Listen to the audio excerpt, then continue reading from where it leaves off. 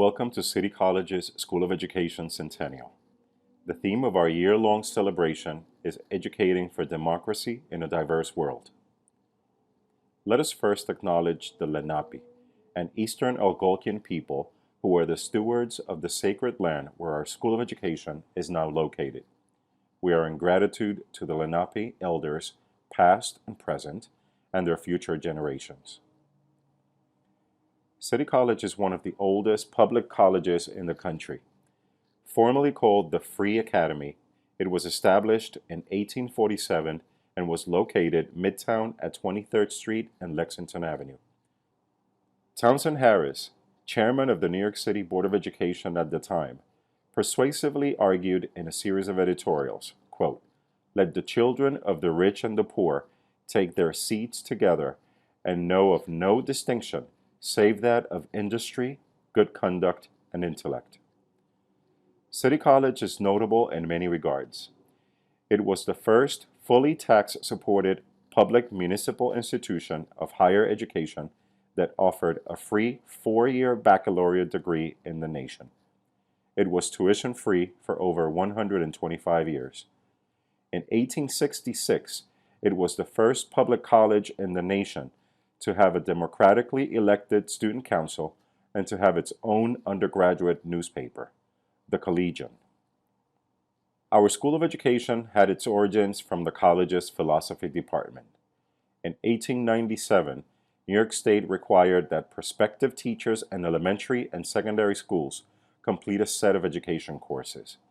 In response, the Department of Philosophy at City College offered a program of study which included such courses as logic, psychology, history of education, principles and practices of education.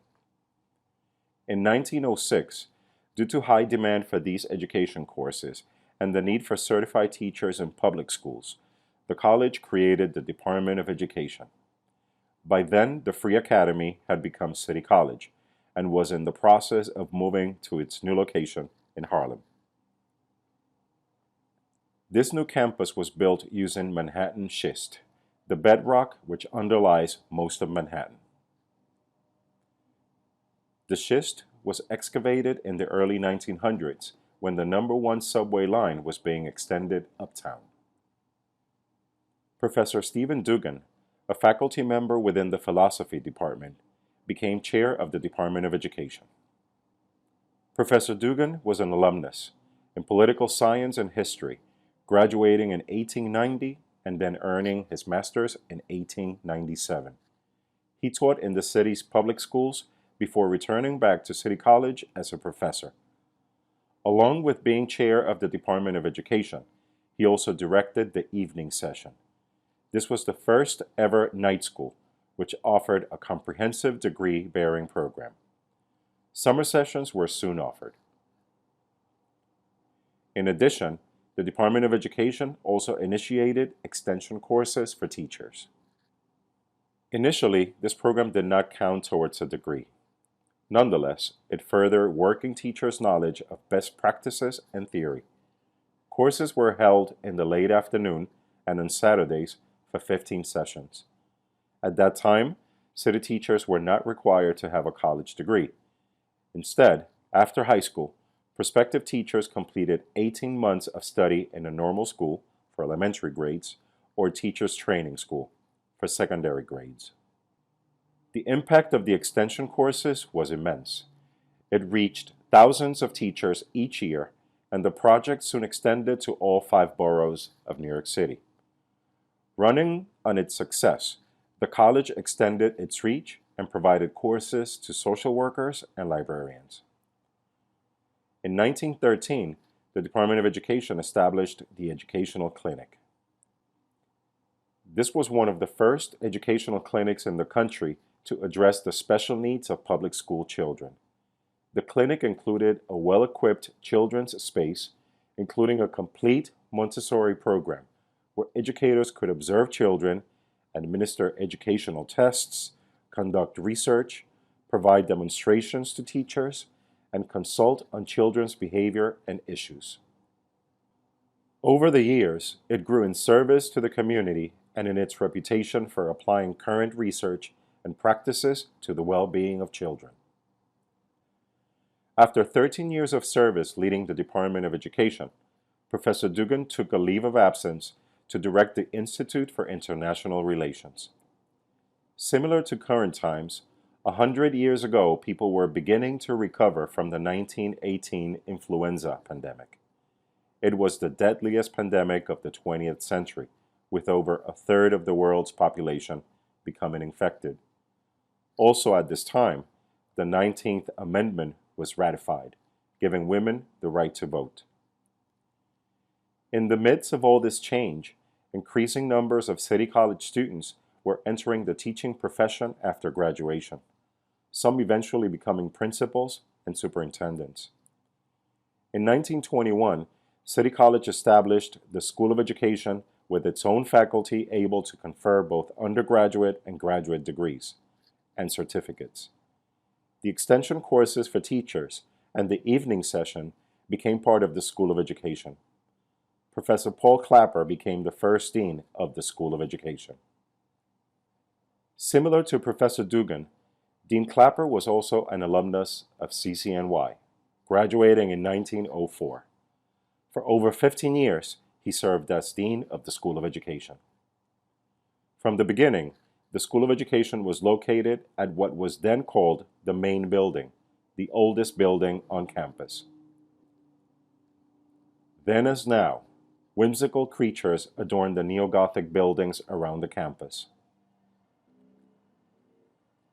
Some take well-deserved breaks from their elevated posts and read for a while on the campus grounds.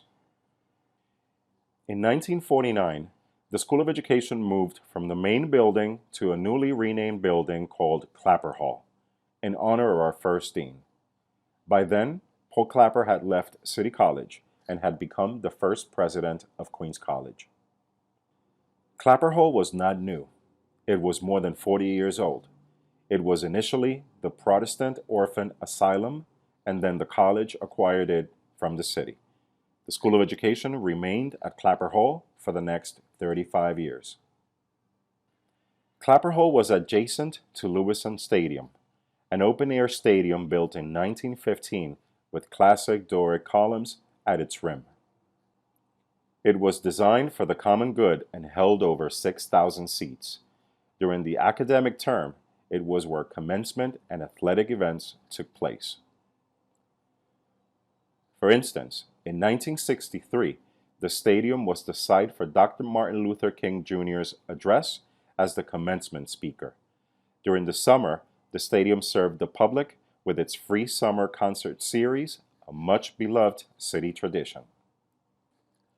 Due to the growth and expansion of academic programs within the college, the campus needed to reconfigure its space. In the 1970s, construction began on the North Academic Center on the grounds of what was once Lewiston Stadium. The parking lot on the corner of Convent and 135th Street was where Clapper Hall once stood. In 1984, the School of Education moved from Clapper Hall to its present location at the North Academic Center, occupying its 3rd, 4th, 5th, and 6th floors on the south wing of the building. Known as the NAC, the building has over 2,000 classrooms, offices, centers, laboratories, and meeting rooms.